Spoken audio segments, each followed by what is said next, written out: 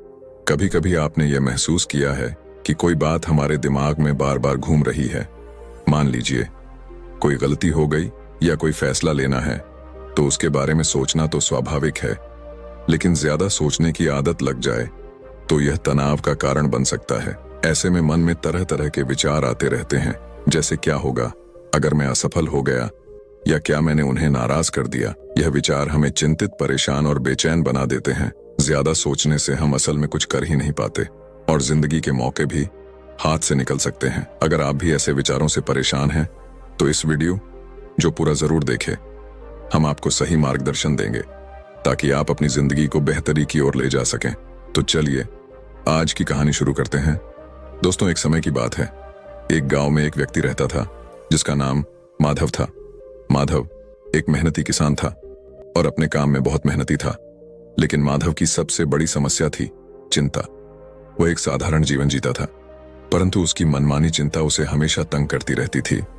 रोज वह अपने कामों को करते हुए अपने मन के कोने में यह सोचता रहता कि आने वाला कल कैसा होगा।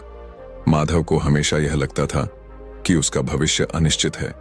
उसे लगता था कि वह किसी अच्छे या बुरे कल के सामने है, जिससे उसका जीवन पूरी तरह से प्रभावित हो जाएगा। वह अपनी चिंताओं में इतना खो जाता कि उसका व्यक्तित्व भी प्रभावित हो जाता।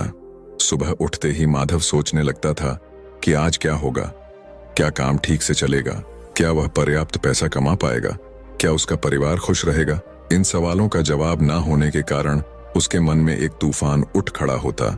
रात भर नींद ना आने के कारण उसकी आंखें सूजी हुई रहती। सुबह होते ही वह थका हुआ और निराश महसूस करता। उसकी चिंता सिर्फ भविष्य तक ही सीमित नहीं थी, वह हर छोटी छोटी बात को लेकर भी चिंतित रहता। यदि कोई काम समय पर पूरा ना हो पाता तो वह घंटों सोचता रहता कि क्या होगा। इसका बुरा परिणाम, इस चिंता के कारण वह जीवन का आनंद नहीं ले पाता था। वह एक ऐसा व्यक्ति था जो हर काम शुरू करता था, लेकिन उसे पूरा करने का साहस नहीं होता था। डर का साया उसके पीछे हमेशा बना रहता था, जो उसे बीच में ही हार मानने पर मजबूर कर देता था। यह डर केवल असफलता का ही नहीं था, बल्कि अपने और अपने परिवार के भविष्य को लेकर भी था। हर रोज रात को सोने से पहले उसके मन में अनेक प्रश्न उठते थे।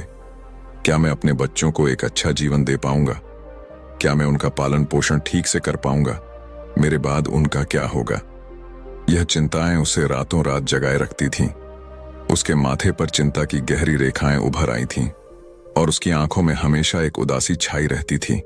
वह सोचता था कि काश वह कुछ ऐसा कर पाता जिससे उसका भविष्य और उसके परिवार का भविष्य सुरक्षित हो जाता। उसने कई बार नौकरी तलाश करने की कोशिश की, लेकिन हर बार असफलता का सामना करना पड़ा। धीरे धीरे उसकी आत्मविश्वास कम होने लगा और हताशा उसे घेरने लगी। इस चिंता के समाधान की तलाश में वह कई ऋषि मुनियों से मिला। उसने प्रसिद्ध आर्य विद्वानों और संतों की शरण ली, उनसे बातें की, अपनी चिंता के बारे में बताया और समाधान की भीख मांगी। लेकिन किसी भी ज्ञानी या संत ने उसकी चिंता का समाधान नहीं बता पाए। सभी ने उसे धैर्य रखने और ईश्वर पर भरोसा करने की सलाह दी। निराश होकर वह अपने मित्रों और सगे संबंधियों से भी इस बारे में बात करने लगा। कई लोगों ने उसे सलाह दी कि वह अपना धन किसी सुरक्षित जगह पर निवेश करें ताकि उसे मुनाफा मिल सके। कुछ लोगों ने कहा कि उसके ग्रह नक्षत्र ठीक नहीं चल रहे हैं और उसे ज्योतिषी से सलाह लेनी चाहिए। कुछ अन्य लोगों ने कहा कि उसके कर्मों में ही कोई कमी है और उसे अच्छे कर्म करने चाहिए, लेकिन सारे नुस्खे, हिदायतें बेचैनी थी। एक दिन उसे इतनी परेशानी में देख उसके एक मित्र ने उसे एक बौद्ध भिक्षु के बारे में बताया। उस मित्र ने कहा कि जो कोई भी उन बौद्ध भिक्षु से मिलने जाता है वे उसकी समस्या का समाधान अवश्य ही करते हैं, चाहे समस्या कितनी ही बड़ी क्यों ना हो। उनके समझाने का तरीका थोड़ा अलग होता है। वे अपनी बातों को कुछ अनोखे ढंग से समझाते हैं। माधव यह सुनकर बहुत खुश हुआ। उसे लगा कि हाँ, अब वही साधु बाबा उसकी समस्या का समाधान बता सकते हैं। उत्सुकता से वह व्यक्ति तुरंत बौद्ध भिक्षु के आश्रम की ओर चल पड़ा। आश्रम जंगलम में था, एक शांत और सुंदर स्थान पर स्थित था। चारों ओर ऊंचे पेड़ों से घिरा हुआ था। जैसे ही वह आश्रम के द्वार पर पहुंचा, उसने एक शांत और पवित्र वातावरण महसूस किया। उसने धीरे से दरवाजा खटखटाया और अंदर प्रवेश किया। वह बौद्ध भिक्षु एक पेड़ के नीचे बैठकर ध्यान कर रहे थे।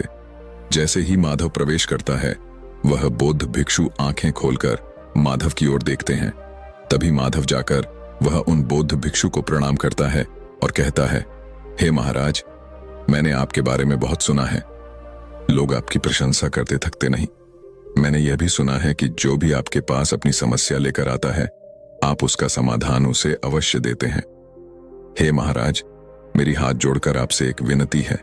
मेरी भी एक समस्या है। मुझे अपने आने वाले कल की चिंता है।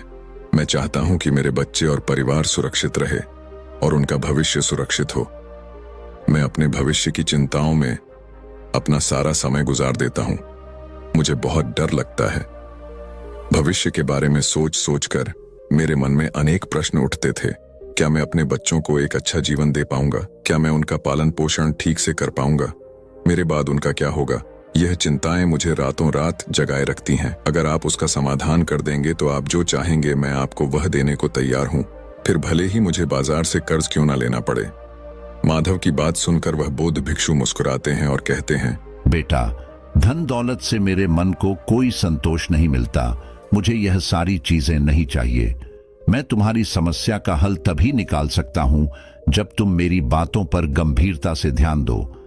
जब तक तुम मुझ पर भरोसा नहीं करोगे, मेरी मदद भी तुम्हारे कोई काम नहीं आ सकती। अगर तुम्हें मुझे कुछ देना ही है तो मैं तुम्हारा समय चाहता हूं। क्या तुम मेरे लिए समय निकाल सकते हो ताकि मैं तुम्हें समझा पाऊं कि तुम क्या गलती कर रहे हो? यह सुनते ही माधव की आंखों में जो आशा की किरण चमक उठी और वह तुरंत ही बौद्ध भिक्षु से बोला, जी गुरुजी, मैं आपको अपना समय देने के लिए तैयार हूं। आप जो कहेंगे मैं वह करूंगा। बस मेरी समस्या का समाधान दे दीजिए। बौद्ध भिक्षु माधव की निश्चित दृढ़ता को देखकर प्रसन्न हुए और उसे कहा कि बेटा, मुझे तुम्हारे 7 दिन का समय चाहिए और इन 7 दिन में तुम मेरे इस आश्रम में रहना होगा। जैसा मैं कहूं ठीक वैसा ही करना होगा। क्या तुम तैयार हो? युवक थोड़ा सोच में पड़ गया। उसके दिमाग में यह ख्याल आया कि अगर वह 7 दिन तक बौद्ध भिक्षु के साथ रहेगा तो उसका काम कैसे चलेगा, उसके घर के खर्चे कैसे पूरे होंगे और सबसे जरूरी बात, उसकी पत्नी यह सुनकर क्या कहेगी। लेकिन उसे समाधान भी चाहिए था।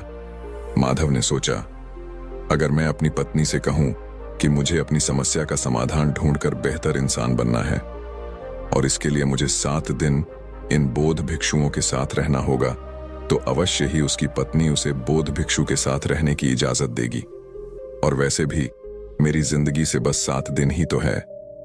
लेकिन अगर मैं इस समस्या का समाधान नहीं ढूंढ पाया तो यह चिंता मुझे जीवन भर परेशान करेगी। उसने सोचा कि वह इस समस्या का समाधान ढूंढने के लिए 7 दिन समर्पित कर सकता है। काफी सोच विचार के बाद वह बौद्ध भिक्षु से कहा, ठीक है गुरुजी, मैं आपको 7 दिन देने के लिए तैयार हूं, लेकिन इसके पहले मुझे अपनी पत्नी को यह सब बताना होगा ताकि वह परेशान ना हो। इस पर बौद्ध भिक्षु कहते हैं, जरूर बेटा, तुम मुझे कल इसी जगह पाओगे। माधव ने उनको प्रणाम किया और घर लौटकर माधव ने अपनी पत्नी को सारी बात बताई। पत्नी को सुनकर दुख हुआ, लेकिन वह अपने पति के प्यार और उसे हो रही तकलीफ को समझ गई। उसने अपने पति को हौसला दिया और कहा, चिंता मत करो, मैं आपके साथ हूं। अगले दिन माधव बौद्ध भिक्षु के आश्रम पहुंच गया। बौद्ध भिक्षुक ने उस व्यक्ति से कहा, आज से 7 दिन तक तुम्हें एक भिक्षु की तरह जीवन जीना होगा। तुम्हें उनके जैसे कपड़े पहनने होंगे, आश्रम में उनकी तरह सफाई करनी होगी और भिक्षा के लिए गांव में जाकर भोजन लाना होगा। लेकिन एक बात का ध्यान रखना, हर काम करने से पहले अपने मन में यह विचार करना होगा कि यह काम कैसा होगा, क्या मैं इसे पूरा कर पाऊंगा, अगर हां तो कितनी बखूबी से, और यह काम खत्म होने के बाद क्या परिणाम होगा, यह सोचकर ही हर काम करना होगा। यह सुनकर माधव थोड़ा घबरा गया था। भिक्षु का जीवन बिल्कुल नया अनुभव था, लेकिन माधव ने बौद्ध भिक्षु की बातों को स्वीकार कर लिया। उसे लगा यह 7 दिन आसानी से कट जाएंगे। आखिर थोड़े कपड़े धोने, झाड़ू लगाने और भिक्षा मांगने में क्या है। वह मन ही मन सोच रहा था कि यह तो रोजमर्रा के काम है जिन्हें मैं वैसे भी घर पर करता हूं, इसमें क्या मुश्किल है। उसने आश्रम के वस्त्र पहन लिए और झाड़ू उठाया और आश्रम की सफाई शुरू करने के लिए तैयार हो गया। उसने अपने मन में बौद्ध भिक्षु के शब्दों को दोहराया। उसने सोचा, यह झाड़ू लगाना इतना कठिन है? बिल्कुल नहीं। क्या मैं इसे पूरा कर सकता हूं? हाँ, आसानी से मैं इसे और भी बेहतर कैसे कर सकता हूं? धीरे से और ध्यान से झाड़ू लगाकर यह सुनिश्चित करते हुए कि कोई कोना ना छूटे। इस काम को पूरा करने का क्या परिणाम होगा? आश्रम स्वच्छ होगा और रहने में अच्छा लगेगा। और फिर उसने आश्रम की सफाई शुरू कर दी। जब सब्जियां काटने का समय आया, माधव ने गुरुजी के कहे अनुसार मन में विचार किया कि यह काम कैसा होगा और इसका क्या परिणाम होगा। कुछ देर सोचने के बाद उसने यह यकीन बिठाया कि यह काम आसान होगा। वह अपने घर में भी अक्सर सब्जियां काटता था और उसे लगा कि इसमें ज्यादा मुश्किल नहीं है। उसने सोचा कि थोड़ी मेहनत और सावधानी से सब्जियां काटने से सबको खुश करना संभव होगा। इस काम के बाद वह आश्रम के रसोई में मदद करने का आनंद लेगा, जिससे सबको समय पर और स्वादिष्ट भोजन मिल सकेगा। माधव को यह अवसर अन्यों की सेवा करने का एक सुंदर मौका प्रदान करेगा और उसे खुशी होगी कि उसने इस काम में योगदान दिया। जब भिक्षा मांगने का समय आया तो माधव ने मन में सोचा कि कैसा होगा भिक्षा मांगना। उसने खुद से पूछा कि क्या यह कठिन होगा। फिर माधव ने सोचा कि भिक्षा मांगने में क्या कठिनाई है। मैं पैसे नहीं मांग रहा, बस एक रोटी या थोड़ा अनाज मांग रहा हूं। मुझे उम्मीद है कि लोग दया दिखाएंगे और मुझे कुछ ना कुछ जरूर देंगे। क्या यह मुश्किल होगा? वह खुद को जवाब देता है, मुझे नहीं लगता। मैं विनम्रता से भिक्षा मांगूंगा और लोगों से सम्मान पूर्वक बात करूंगा तो मुझे लगता है कि वे मेरी मदद जरूर करेंगे। माधव ने आशा कि वह पर्याप्त भोजन प्राप्त करेगा और आश्रम के लिए भोजन ला पाएगा। लोगों ने उसे सम्मान से भोजन दिया और उसकी कोशिशों की सराहना भी की। उसने सारे काम बखूबी निभाए। माधव को लगा कि बाकी दिन भी ऐसे ही आसानी से निकल जाएंगे। शाम को बौद्ध भिक्षु के पास बैठकर उसने पूरे दिन के अनुभवों को उन बौद्ध भिक्षु को बताया और कहा, देखा गुरुजी, मैंने सारे काम कर दिए और मैंने काम करने से पहले सोचा भी कि वह कैसे होंगे। बौद्ध भिक्षु ने मुस्कुराते हुए कहते हैं, बहुत अच्छे। Shruti's way of dealing with a breakup was a little scary. In the forest there is a witch and she is famously called as Witch in the Wind. लेकिन याद रखना, जैसा कि अक्सर होता है, जिंदगी हमारी उम्मीदों से थोड़ी अलग चलती है। हर दिन एक जैसा नहीं होता। कल शायद परिस्थिति अलग हो। और फिर माधव अपने कक्ष में आराम करने के लिए चला गया। अगले दिन माधव के साथ ऐसा ही कुछ होने लगा। अगले ही दिन दिक्कतें शुरू हो गईं। भिक्षा मांगते समय एक घरवाली ने उसे डांट दिया, ये कहते हुए कि वह आलसी है और काम करने के बजाय भीख मांग रहा है। विजय को यह बात चुभ गई। उसने मन ही मन सोचा कि वह तो गुरु के आदेश का पालन कर रहा है, फिर भी उसे अपमान सहना पड़ रहा है।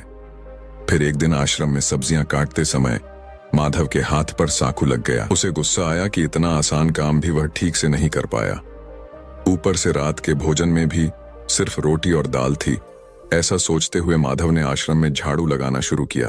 कुछ देर बाद जब उन्होंने आधे हिस्से को साफ कर लिया था, तभी अचानक तेज हवा का झोंका आया। इस झोंके ने बाहर की धूल और मिट्टी को उड़ाकर आश्रम के अंदर ला दिया, जिससे सफाई का काम बेकार हो गया। यह देखकर माधव बहुत दुखी हुआ। दिन बीतते गए और माधव की परेशानियां बढ़ती गईं।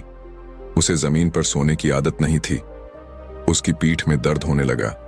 ध्यान के दौरान उसका मन भटकता रहता, तो कभी पर्याप्त भिक्षा न मिलने पर माधव को भूख से व्याकुल होकर आश्रम खाली हाथ लौटना पड़ता था। माधव को जल्द ही एहसास हुआ कि यह काम उतना आसान नहीं है जितना उसने सोचा था। धीरे माधव का उत्साह कम होता गया। उसने सोचा था ये 7 दिन आसान होंगे, लेकिन असल में यह काफी मुश्किल भरे निकले। हर रात सोने से पहले वह सोचता था कि यह 7 दिन कब खत्म होंगे। उसने सोचा अगले 7 दिन तो बहुत मुश्किल से कटेंगे।